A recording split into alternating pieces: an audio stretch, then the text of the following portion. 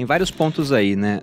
O IPCA, por exemplo, é um dos índices que nós usamos para medir o aumento de preços, que é a maneira como a gente mede a inflação. Que talvez não seja a melhor maneira possível, porque você pega na Venezuela, como é que a gente vai medir inflação hoje lá sobre itens que não existem mais no mercado? Então, por isso, entender que a inflação é um aumento da oferta monetária é mais interessante do que só estar atento ao aumento de... Legal explicar o porquê que o governo imprimiu tanto dinheiro, inclusive os Estados Unidos, né? Agora foi muito por causa da pandemia, né? Teve um monte de coisa, eles queriam ajudar ao, sei lá, pagar as pessoas mais pobres, né? Ajudar, e aí não tinha dinheiro, então eles imprimiram. É super mais fácil, né? Imprimir entre aspas, né? Como é que é essa criação de dinheiro Pois hoje? acho que essa é uma parte importante, que é um pouco mais complexa até, porque... Porque o dinheiro é digital. Porque o dinheiro é digital, porque os bancos também criam dinheiro, eles criam a chamada moeda bancária. Quando eles fazem um empréstimo, eles estão efetivamente criando uma moeda bancária e que funciona como se moeda fosse, e isso impacta a inflação também. Então, entender toda a mecânica do processo de criação de dinheiro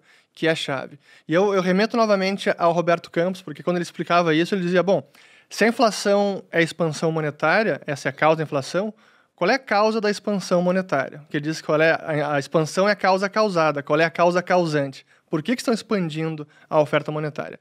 No passado, no brasileiro, era muito mais fácil identificar. O governo não tinha nenhum controle, o Banco Central emitia moeda para financiar o governo assim descaradamente, acreditava na conta do governo, na chamada conta movimento, que era uma conta no Banco do Brasil, e que de lá o Tesouro gastava.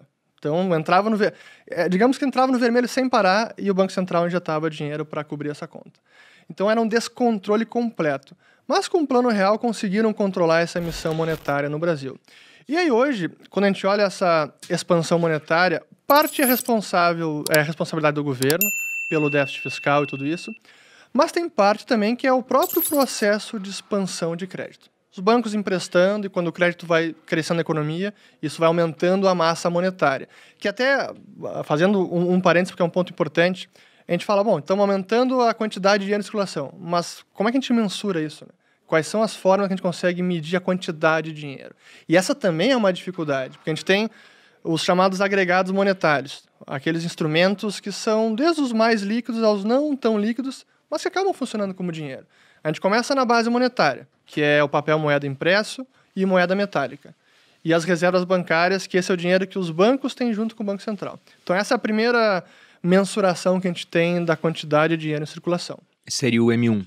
A base monetária. Depois o M1, que é o papel moeda em circulação, em poder do público, na sua carteira, que está nas empresas, não que está no cofre dos bancos, mais depósitos à vista. Isso é aquele dinheiro que não rende juros, esse M1. Exato. Aí depois o M2, depósitos a prazo, que já rende juro, depósito de poupança, entra no M2, mas a gente pensa, depósito de poupança é a prazo, mas efetivamente qualquer um consegue pagar alguma coisa com poupança, né? Saca no mesmo dia. Você consegue até no débito automático, dependendo. Até no débito automático. Então, quando a gente olha os agregados e consegue entender como o dinheiro está crescendo na economia, a gente precisa entender quais são os fatores que levaram a essa expansão monetária. E aí tem parte que foi o déficit fiscal e que em 2020 foi realmente um dos grandes fatores foi esse.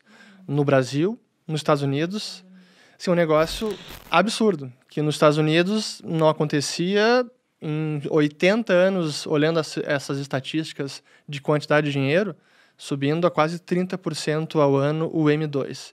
Isso realmente, nos últimos 50 anos, a média de crescimento anual era cerca de 5%, 8%. E aí foi para 30%. E é claro, a gente está vendo agora o resultado nos índices de preço. Que é outra coisa importante da inflação, porque os preços, especialmente os preços aos consumidores, quando a gente vê agora o IPCA subindo tudo isso, e lá fora também, isso já é sintoma de causas passadas. Então, a inflação é até um indicador atrasado, porque as causas desse aumento de preços foi no ano passado, não é agora. Então, a gente está olhando um pouco no retrovisor. Os preços de agora é um pouco do que aconteceu no passado. Tem vários pontos aí, né? O IPCA, por exemplo, é um dos índices que nós usamos para medir o aumento de preços, que é a maneira como a gente mede a inflação. Que talvez não seja a melhor maneira possível, porque você pega na Venezuela, como é que a gente vai medir a inflação hoje lá sobre itens que não existem mais no mercado? Então, por isso, entender que a inflação é aumento da oferta monetária é mais interessante do que só estar atento ao aumento de preços. Até porque, como o Rich falou, o que está acontecendo agora é um reflexo de toda a criação de moeda que nós vimos no ano passado. E que hoje em dia é basicamente o apertar de um botão, né? Se a gente pega o passado, e eu trouxe até aqui algumas moedas romanas e algumas gregas, né? Hoje não trouxe. Hoje não tem caixinha surpresa, caixinha diferente. Verdade. Hoje. O Richard falou, só venho se trouxer as moedas. Eu falei, tá bom então, né?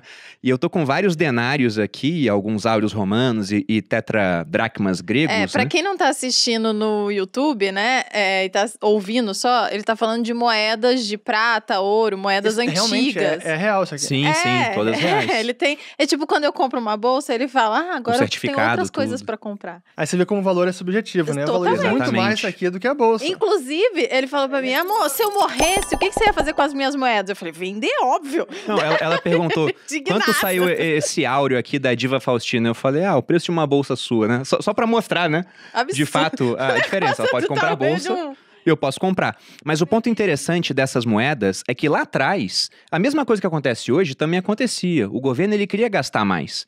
Só que para gastar mais, como é que ele ia fazer se a moeda era feita de prata ou de ouro? Ele precisava encontrar mais prata ou mais ouro.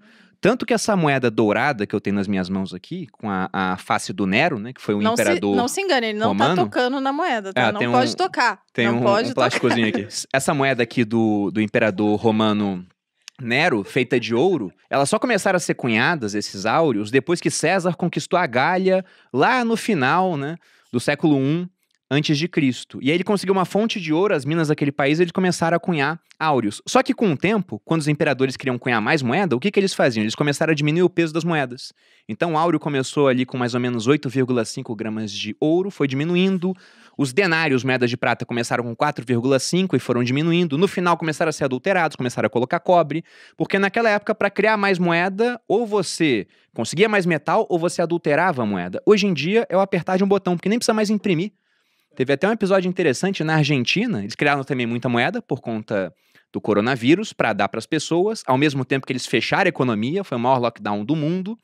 E como a Argentina ele tem medo do sistema bancário, porque sofreu um confisco há pouco tempo, eles queriam tirar dinheiro do banco. E não tinha papel moeda suficiente para que eles pudessem sacar o tanto de dinheiro que foi criado. Sabe que é muito bacana estudar a história do dinheiro e ver as moedas, porque a gente vai vendo como o governo utilizava de várias artimanhas para conseguir inflacionar a moeda, né?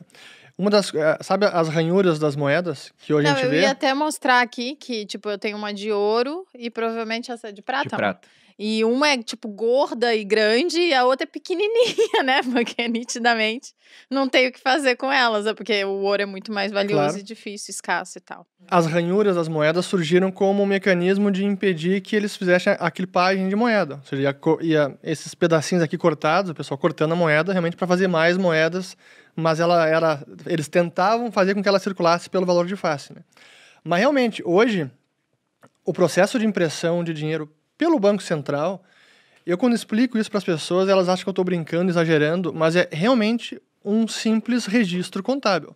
Então, quando, por exemplo, o Banco Central quer, como fez o Banco Central americano, quer comprar agora título de hipoteca ou título de dívida do Tesouro Americano. Ele simplesmente acredita na conta dos bancos ou do banco que ele está comprando, a quantia que ele vai comprar, do nada, quer comprar 1 bilhão, vai lá e escreve 1 bilhão, tudo digital, ou então 100 bilhões ou 1 trilhão, a quantia que for. É simplesmente assim. É um dígito eletrônico, um registro contábil. Então, realmente, nem precisa mais de misturar material, não precisa imprimir mais nada, é tudo eletrônico. Por isso que imprimiram tanto dinheiro no ano passado, né? Eu acho que as pessoas hoje em dia entendem isso, porque ninguém tem mais dinheiro. Eu nem sei quando foi a última vez que eu peguei na minha mão, ainda mais agora com o Pix. Eu passo, né? Você tem dinheiro aí? Eu não tenho. O Bruno sempre pega os meus dinheiros, essa é a verdade. Eu não sei se é dinheiro, eu tenho pesos argentinos aqui. É menos. Daquelas... Eu trouxe também? É menos que dinheiro. Só pra dar uma contraposição. Eu tenho uma nota aqui de 2 pesos, uma de 5 pesos e uma de 10 pesos argentinos. Isso aqui é engraçado porque a gente foi na Argentina a última vez, era quando? 2017. A gente já teve essa briga aqui, inclusive. 2016, 2017. E sobrou um pouco de dinheiro na minha mão. Eu falei, o que eu faço? Compro um alfajor ou seguro pra quando eu voltar na Argentina a próxima vez? O tempo mostrou que era melhor ter comprado o alfajor. Porque agora isso aqui não compra mais nada. É impressionante.